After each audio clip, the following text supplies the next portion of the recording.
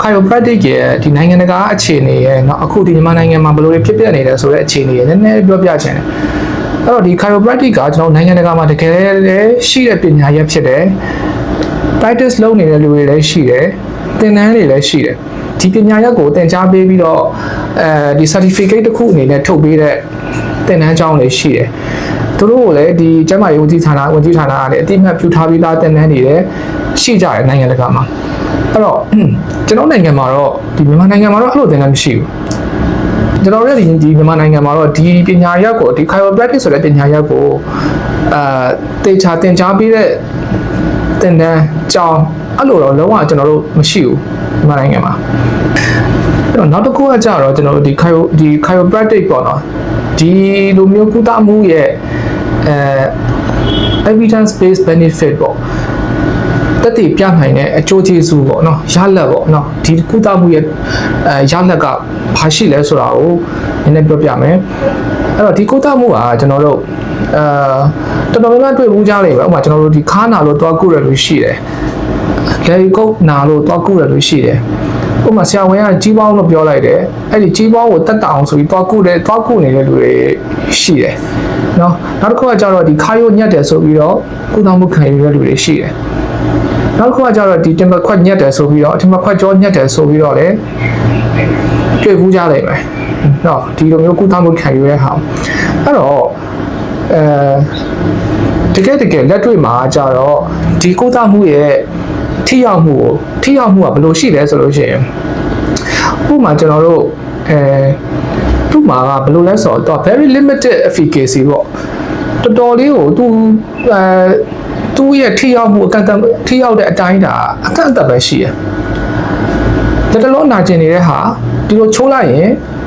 ခဏပျောက်သွားတယ်ဒါပေမဲ့နောက်နေ့ကျရင်သူပြန်လာမယ်သူ့ရဲ့ဒီဖြစ်နေတဲ့ယောဂရဲ့ဥပမာဒူးနာတာဆိုလို့ရှိရင်ဒူးနာတာရဲ့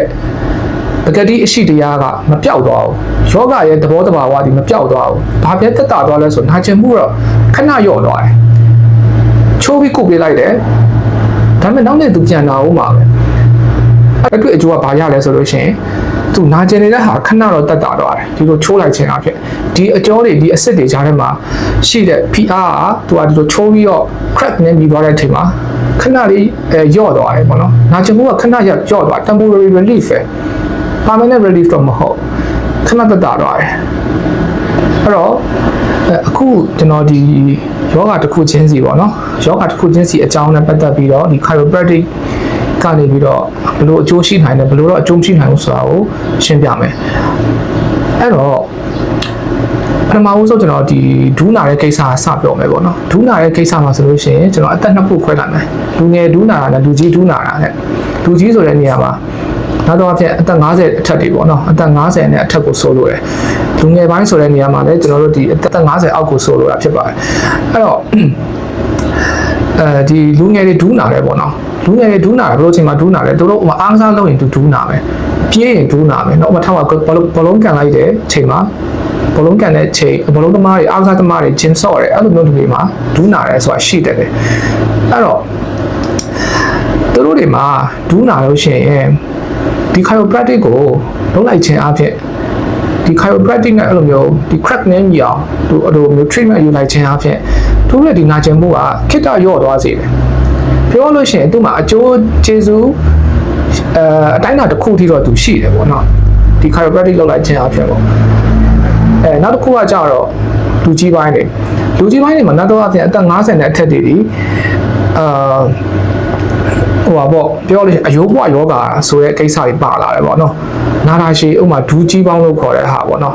အဲ့တော့ကြီးပေါင်းကိစ္စကလည်းနောက်ပြီးရင်တစ်ချက်ပြောပြအောင်မယ်ပေါ့နော်အခုအဲ့နာတာရှည်ဒူးနာတဲ့လူတွေပေါ့အထိုင်ထားခတ်တယ်ထိုင်ပြီးရင်ထားလို့မရဘူးထားပြီးရင်ပြန်ထိုင်ဖို့ခက်တယ်အဲ့လိုမျိုးဒီဒူးကြီးဒူးနာတဲ့လူတွေမှာကြတော့ဒီ chiropractic လောက်လိုက်ခြင်းအပြင်တော့အချို့ကျေးဇူးကသူ့မှာပြောလို့ရှိရင်များဆပြောလို့မရတော့ဘူးဘာလို့လဲဆိုတော့သူတို့တွေမှာဒီဒူးနှစ်ခုကြားမှာရှိတဲ့အယိုးနုထိုင်တဲ့ပါနေပြီနောက်တစ်ခုကကြတော့သူတို့မှာရှိတဲ့ဒီချောစီဆိုလို့ရှိရင်လည်းတက်ကြီးလာတာနဲ့များတော့ပြန်နည်းဝါလာပြီနည်းဝါပြီးတဲ့အပြင်မှာဒီသူတို့မှာရှိတဲ့ joint capsule တွေဒီလူငယ်တွေတော့မဟုတ်တော့ဘူး joint capsule ကအမှကျန်းသွားတယ်ပေါ့နော် space ကကျန်းသွားတယ်နေရာလေးတွေကျန်းသွားတယ်အဲ့ခါမှာဒါကြီးကိုသွားပြီးချိုးဖက်နေလို့လည်းပြောလို့ရှိရင်ထိအောင်မှုကအများကြီးမရှိနိုင်ဘူးအဲ့တော့ဒီနာနာရှည်ဒူးနာတဲ့လူတွေမှာဆိုလို့ရှိရင်တော့chiropractic ကိုပြောလို့ရှိရင်အချိုးကျေးဇူးများများဆဆရဖို့တော့မရှိဘူးပေါ့နော်ဒီဒူးနာတဲ့ကိစ္စမှာနောက်တစ်ခုကခုနပြောဖို့ကြံခဲ့တာလူငယ်တွေဒူးနာတဲ့ကိစ္စမှာအဲ့တော့လူငယ်တွေဒူးနာပြီဆိုလို့ရှိရင်အဲ့ဒူးနာတဲ့အချိန်မှာဒီ chiropractic နဲ့စပြီးတော့ဟိုမဖြစ်စေချင်ဘူးပေါ့နော်။ chiropractic နဲ့စပြီးတော့ treatment ယူတာမျိုးအဲ့ဒါတော့နည်းနည်းလေးပြောလို့ရှိရင်လာမှားနေတယ်။ဥပမာကိုကအားကစားလို့ဒူးနာတာမျိုးရှိတယ်။တချို့တွေကကြတော့ဝိတ်များလို့ဒူးနာတဲ့လူရှိတယ်။လူငယ်တွေမှာပေါ့နော်။လူကြီးမှလည်းဝိတ်များတဲ့ဒူးနာတာလည်းရှိတယ်။လူငယ်မှာတော့တချို့ဝိတ်တအားများတဲ့လူတွေဒူးနာတာမျိုးရှိတယ်။အဲ့ခါကြလို့ရှိရင်သူ့ရဲ့ကုသမှုကအဲ့ဒီဟာကို crack လုပ်လို့လည်းမရတော့ဘူး။သူဒီ weight reduction လုပ်ရမယ်။ weight short ရမယ်။ weight မ short ပဲနဲ့သူဒီဒူးလာတာမပြောက်ဘူး။နောက်တစ်ခုကကြတော့သူ့ရဲ့ဒီဘယ်လိုပြောရမလဲဖဏစီးတာအစနော်ဒါတွေကျွန်တော်တို့ကလိုက်ကြည့်ပေးတယ်စိတ်ကန်းလာပြလို့ရှိရင်ဖဏစီးတာမမှန်တာတော့သူ့ရဲ့အလုံးလောက်ကင်နေတဲ့အလုံးရဲ့သဘောတဘာဝအရာတော့မတက်ကြကြရရတဲ့လူတွေအဲ့လိုလူတွေမှာအရာရောဟုတ်ပါဒီဟာတွေကိုမပြုတ်ပြင်တရွေးဒူးနာတဲ့ဟာပြန်ပြီးတော့ဖြစ်နေမယ်ပေါ့ပြောချင်တာဒီလိုမျိုးနော်အဲ့တော့ပြန်ရှင်းပြရမယ်ဆိုလို့ရှိရင်ဒီ chiropractic ဒီခိတ္တနာကျင်မှုကိုတက်တာစေတယ်နော်ဒီလိုအကျိုးရဲ့အစ်စ်တွေကိုခဏဟို crack နဲ့မြအောင်ချိုးလိုက်ခြင်းအဖြစ်ခဏတက်တာစေတယ်အဲ့တော့အခုခါနာတဲ့ကိစ္စကိုတစ်ချက်ပြောပြချင်တယ်ပေါ့နော်ဟိုခါနာတဲ့ကိစ္စမှာတော်တော်များများဒီခါနာလို့သွားပြီးတော့ဒီ chiropractic ကိုလုပ်ကြတာရှိတယ်အဲ့တော့ဒီခါနာတဲ့ဟာမှာလူငယ်ပိုင်းခါနာတာနဲ့လူကြီးပိုင်းခါနာတာနဲ့မတူဘူးပေါ့နော်လူငယ်ပိုင်းခါနာတဲ့ဟာတွေကများသောအားဖြင့်ဒီထိုင်တဲ့ position မမှန်တာနောက်အလုံးလုံးတဲ့ position မမှန်တာခါကုန်းပြီးအလုံးလုံးတာအလေးမတာအဲ့ဒါတွေကြောင့်သူတို့မှာဖြစ်တဲ့ပြဿနာဒီ mechanical low back pain လို့ခေါ်တယ်အဲ့လိုမျိုးပြဿနာတွေမှာဆိုလို့ရှိရင်တော့ဒီ chiropractic ဒီအကျိုးရှိနိုင်တယ်လုပ်လိုက်လို့ရှိရင်နည်းနည်းနာကျင်မှုလျော့သွားနိုင်တယ်ပေါ့နော်အဲ့တော့အသက်အရွယ်ကြီးတဲ့ခါနာတဲ့ဟာတွေဥပမာအယိုးပွားတဲ့အရွယ်အသက်50ကျော်လာလို့အယိုးပွားတာအကြောင်းဖြစ်လာတဲ့ဥပမာခါနာတဲ့ဟာမျိုးအဲ့လိုခါနာတဲ့ဟာမျိုးမှာတော့ကျွန်တော်တို့ဒီအဲ့ဒီ chiropractic နဲ့တွားပြီးတော့ချိုးတာဖဲ့တာလုပ်မှဆိုလို့ရှိရင်အကျိုးထက်ပိုပြီးအပြစ်များနိုင်တယ်အဲ့ဒါကြောင့်ဒီအသက်ကြီးအရွယ်တွေမှာခါနာလို့ရှိရင်ဘာမှဒီတေချာစမ်းသပ်တာတွေပါမရှိဘဲနဲ့ chiropractic နဲ့သွားပြီးတော့ချိုးတာဖဲ့တာအရန်နှိပ်တာမျိုးပေါ့နော်အဲ့လိုမျိုးတွေဆိုလို့ရှိရင်ကျွန်တော်တို့အကျိုးထက်အပြစ်ပိုများနိုင်တယ်အဲ့ဒါကြောင့်အသက်ကြီးတဲ့လူတွေမှာခါနာလို့ရှိရင်အရင်ဦးဆုံးစမ်းသပ်မှုစစ်ဆေးမှုကိုတေချာလုပ်ပါတခြားယောဂအရင်းမြစ်တစ်ခုခုရှိနေနိုင်ပါတယ်ဒါကြောင့်နာတာဖြစ်နေနိုင်ပါတယ်ပေါ့နော်နောက်တစ်ခုကကြတော့ဒီကြီးပေါင်းဆိုတဲ့ကိစ္စကိုဒီနေရာမှာနည်းနည်းလေးထည့်ပြောပေးမယ်ကြီးပေါင်းဆိုတာအမှကြီးပေါင်းဆိုတဲ့အသုံးနှုန်းကကျွန်တော်တို့ဘယ်လိုလဲဆိုတော့ခါရိုးခိုင်သွားတာအစစ်တွေဒီရောင်တာများပြီးတော့ကြာလာပြီးတော့ခိုင်သွားတဲ့အဆင့်ပေါ့ခါကုန်းသွားတာမျိုးအဲ့လိုမျိုးခိုင်သွားတဲ့အဆင့်ကိုကြီးပေါင်းလို့ခေါ်တယ်လေပင်ကျိုးစစ်လည်းအဲ့လိုပဲလေပင်ကြီးပေါင်းဆိုတာဒါအလွယ်ရှင်းပြတာပေါ့နော်ဒီတိုင်းပဲဆရာဝန်ကတခါလေကြာရင်လေပင်ကြီးပေါင်းဖြစ်နေတယ်အဲ့လိုမျိုးအလွယ်ရှင်းပြတာမျိုးရှိကောင်းရှိနေမယ်ပေါ့နော်တကယ်မှာကြီးပေါင်းဆိုတာကဒါတွေကဒီလေပင်ရိုးစစ်ရဲ့လှုပ်ရှားနိုင်တဲ့ degree တွေညော့သွားတာဒီလိုမျိုးအပြည့်မရတော့ဒီလိုမျိုးအပြည့်မရတော့အပြည့်မမောနိုင်တော့ဒီလိုသူလှုပ်ရှားနိုင်တဲ့ rate of movement ဒီညော့ကျသွားတာအဲ့ဒါကိုကြီးပေါင်းလို့ခေါ်တယ်နော်ကြီးပေါင်းသမားတွေမှာဆိုလို့ရှိရင် chiropractic ဒီပထမဖြစ်ခါစားအဆင့်လိုဟာမျိုးမှာဆိုလို့ရှိရင်တော့သူဒီနာကျင်မှုရှိနေတဲ့အချိန်မှာနည်းနည်းတက်တာနိုင်တယ်ဒါပေမဲ့မပြောင်းနိုင်ဘူးကြီးပေါင်းဆိုတဲ့သဘောမျိုးစားသူကပျောက်ကင်းသွားမဲ့ယောဂမျိုးမဟုတ်ဘူးเนาะသူဒီ aging process ကြောင့်ဖြစ်တာပေါ့เนาะအသက်အရွယ်ကြီးရလာလို့ဖြစ်တဲ့ဟာမျိုးအဲ့ဒါကြောင့်ခုနဒီလူငယ်တွေမှာဖြစ်တဲ့ဟာပဲပြောလို့ရှိရင်လူငယ်တွေခါနာတယ်တေချာစမ်းသပ်ပါတေချာစမ်းသပ်လို့ mechanical back pain ဖြစ်တယ်အလေးပင်မောက်လို့ဖြစ်တဲ့ဟာမျိုးဆိုလို့ရှိရင် chiropractic နည်းလမ်းဒီယာယီတက်တာနိုင်တယ်နာကျင်မှုပေါ့အဲ့တော့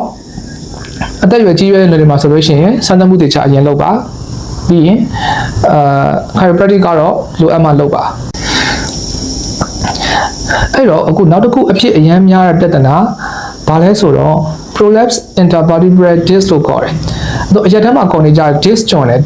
ဆိုတဲ့ပြဿနာပေါ့နော်။အဲ့တော့အဲ့ disc ကျွန်းတာကို chiropractic နဲ့တင်လို့မရနိုင်ဘူး။ဟိုမှာ disc ကျွန်းလို့ဖြစ်တဲ့နာကျင်မှုဝေဒနာဒီ အတိုင်းအတာတစ်ခုလောက်ထိဒီ chiropractic အားဖြင့်တော့တက်တာတယ်ဒါပေမဲ့အဲ့ကျွန်းနေတဲ့ disc ကြီးကိုခါရုံနှစ်ခုဂျားထဲမှာရှိတဲ့ဒီကျွန်းထွက်လာတဲ့ disc ကို chiropractic နည်းနဲ့တင်ပေးလို့မရပါဘူးเนาะအဲ့တော့ဒီနည်းနဲ့တင်ပေးနေတယ်ဆိုတဲ့နည်းလမ်းကဒါတော့မဟုတ်ဘူးပေါ့เนาะတင်လို့မရပါဘူးအဲ့လိုမျိုးเนาะနာကျင်မှုကိုသူကအတိုင်းအတာတစ်ခုလောက်ထိတော့တက်တာစေသလိုအခက်မသိလို့ရှိရင်လောက်တဲ့လူကမကျွမ်းကျင်ဘူးဆိုလို့ရှိရင်ဒီ disc ကျွန်းနေတဲ့ပြဿနာဒီပို့ပြီးတော့ဆိုးရနိုင်ပါတယ် Prolapse intervertebral disc လို့ case မျိုးပါဆိုလို့ရှိရင်တခြားအန်ဒီရရှိလက္ခဏာတွေအာယုံကြောညက်နေတဲ့ပြိနေတဲ့လက္ခဏာတွေပြင်းထန်မှုများနေတယ်ဆိုလို့ရှိရင်ဒီ chiropractic ကိုလုံးဝမလုပ်သင့်ပါဘူး